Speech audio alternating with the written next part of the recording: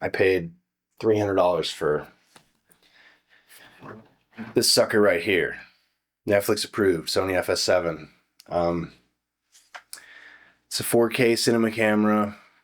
It's a little old, 15-ish years, 13-ish years old.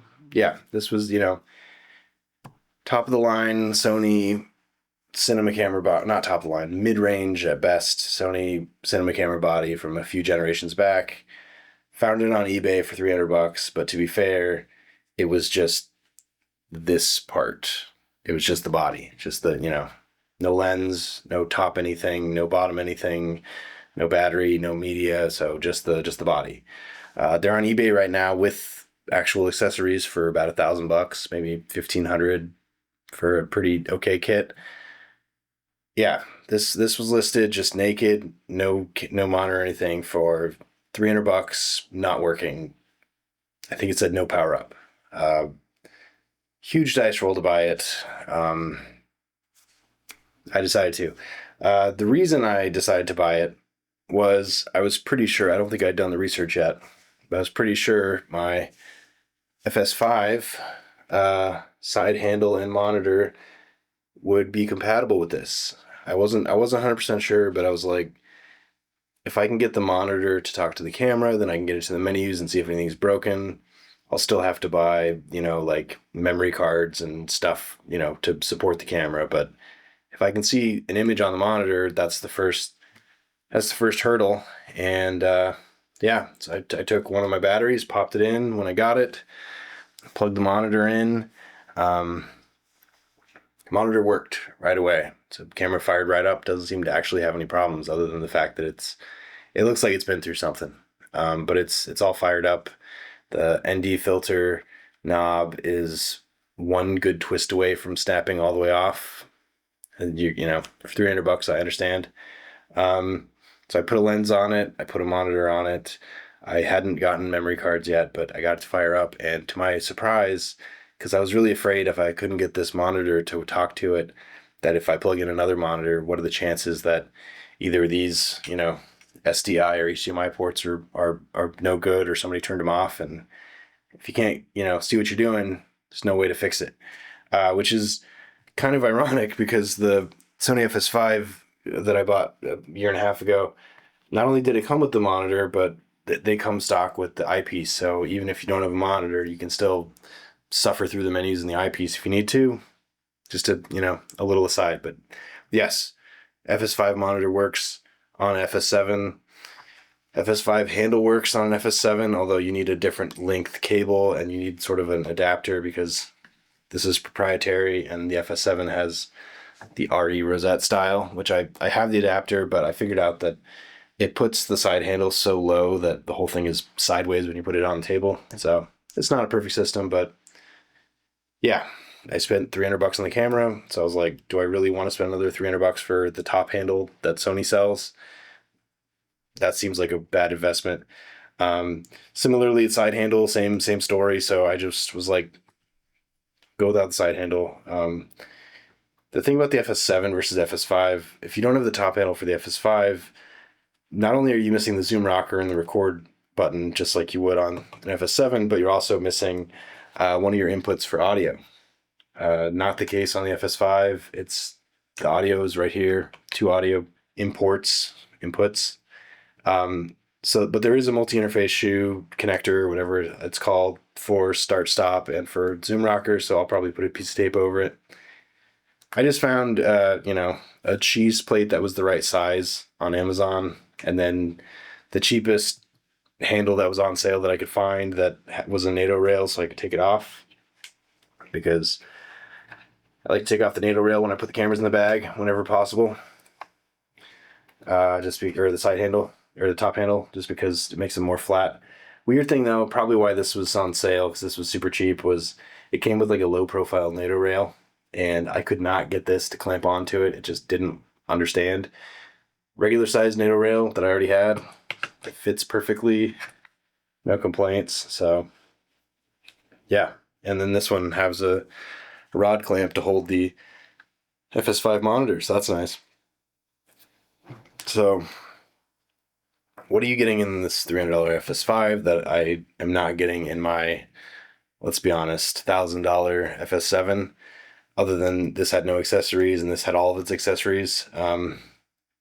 You're getting internal 4K recording when you buy the Sony XQD cards, which is the only way to record, unless you want to do output record, which is a whole thing. But yeah, so this thing records to uh, regular SD cards, but it won't do 10-bit 4K, 10-bit color 4K. It'll do 1080p 10-bit, but not 10-bit 4K.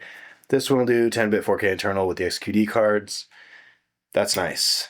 This thing, if you have the raw license, you can do a raw output to an Atomos, and you get 10-bit 4K that way, which I did do, which is why this is more expensive, because I think I paid like $600 for this camera, and then another $200 for the upgrade for the raw, and then another $500 for a monitor. So I spent a lot of money on this little plastic guy compared to this guy. So that makes it a deal, certainly. The two XQD cards I got, one's a 64 gig, which I'll list what I paid. It was expensive, and they're kind of old cards. I think Sony still makes new XQD cards, but I bought them used. I also got a 128 gig card from a guy who was selling like a batch of them.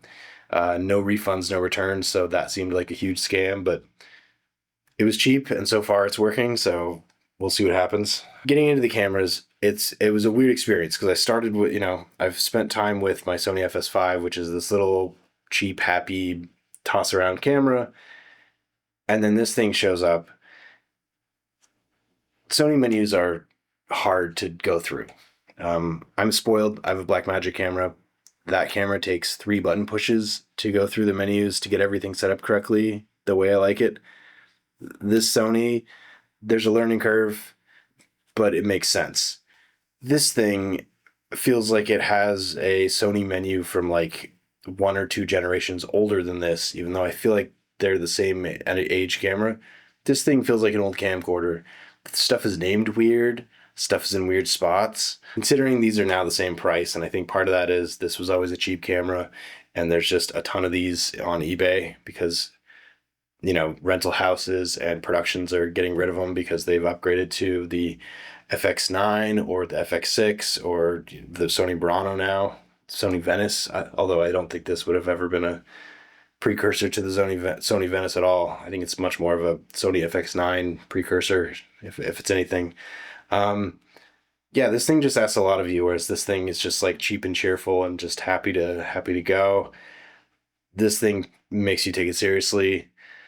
It's weird. Like it's and including my Blackmagic Pocket Cinema camera, it's like 3 completely different approaches to, like getting basically the same image. Although to be fair, the Blackmagic image is way better. So like this camera is just a glorified camcorder. If you want to get 10-bit 4K out, you can put on a huge monitor and recorder and do all that, and it'll behave like that. But it's really meant to be, just a camcorder, and it's light and it doesn't suck down a ton of battery. This thing needs to live on a tripod or a shoulder, and it needs to be, like you need to plan your day, if that makes sense. You need to know where stuff is in the menus to get it to work right. It asks a lot of you, and once you get used to it, I don't think it's a big deal. And then you have my Blackmagic Pocket 4K, which the menu systems are very simple, so there's no problems there. But the ergonomics are ridiculous. The internal battery lasts like 20-25 minutes, so you have to put a big battery on it. It's like a no compromise for the image kind of camera, so it feels good to operate because you're getting a great image, and it lets you know while you're doing it that the image looks great, but everything else is like a huge compromise. Whereas this is much more, a camcorder, and this is much more like a journeyman's. Like it has all the buttons and all the dials and all the ports for a reason. Like an operator is meant to operate this one. This thing is just meant to, grab footy. And then my Blackmagic camera is literally just focused on a perfect image out of a weird shaped, like giant camera, pocket camera. I don't even know how to say it.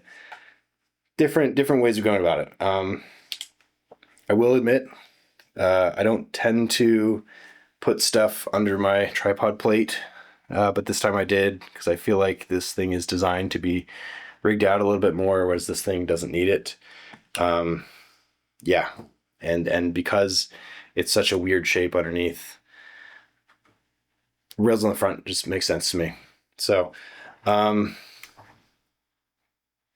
$300, call it 600 or 700 all in. What a deal. Netflix approved, 4K 10-bit, still holds up with, contemporary cameras, and there's a million of them on eBay. I literally picked the cheapest one that I thought I had a chance of getting to work. Turns out it works fine. It's just somebody stripped all the stuff off of it, but I have stuff to put on it. So kind of the deal of the century, but if another $300 naked FS7 showed up in the wild, would I get it? Probably not. I mean, the amount of trouble even just to get it back into shape and then sell it is just like, it's a lot of work for not a lot of money. But I'm excited. I'm gonna use it. I have a situation where I have a 2 camera package of matching cameras more or less, and they both have SDI out, which has been a problem for me in the past. I'm excited. I'm excited to get these sisters to work together on set, because traditionally, if I bring multiple cameras to set, I have a Blackmagic, I had a Sony, or I have a Sony, I had a Panasonic. They all have different batteries, they all have different lens mounts. You can't interchange the parts, so you got to bring everything for everything. Whereas this, they take the same battery. They do take different memory cards, which is kind of annoying, but same lens mount, same monitor. Although since I only have one monitor, one of these is going to have the other monitor. I'm very grateful for the eyepiece in case I get in a pinch. Boy, I wish this thing came with an eyepiece, because that really scared me when I first turned it on and was like, oh crap, what if the outputs don't work? Yeah, so I don't know. There's a million of these on the eBay. If you want them, go for it. They're increasingly not worth anything, and so to resell it is also not going to be worth it. As far as like getting a camera to work, I gotta say, I kind of prefer the FS5. Even if I have to occasionally put my big Atomos monitor on the top to get 4K 10-bit out, I'll do it. Just because this camera you put a battery on it, you fire it up, it goes. This thing you got to plan for, and then the Blackmagic, you got to put every single piece on the Blackmagic before it's going to act like a camera. So, yeah, time will tell if this was a stupid decision, but for $300, I feel like no wrong answers for $300. $1,000 plus, and I mean, you got to make sure you're paying off your camera, otherwise it's just a toy. And then my Blackmagic has paid itself off on set 3 or 4 times over now at this point, so that doesn't really matter. But yeah, just one of those weird confluential, the stars align, and they're like, hey, $300 on eBay for a broken camera that doesn't happen to be broken. It's just missing a bunch of stuff, and I was in a good situation where I had a bunch of stuff to put on it. So yeah, somebody wants to rent out my FS5 or FS7, they're getting an FS5 monitor, and I hope they are okay with that. If they want to rent out an FS5, it's just a standard FS5, so no big deal there. Yeah. Anyway, good little experiment. We'll see what happens. Like, share, subscribe. Catch you next time.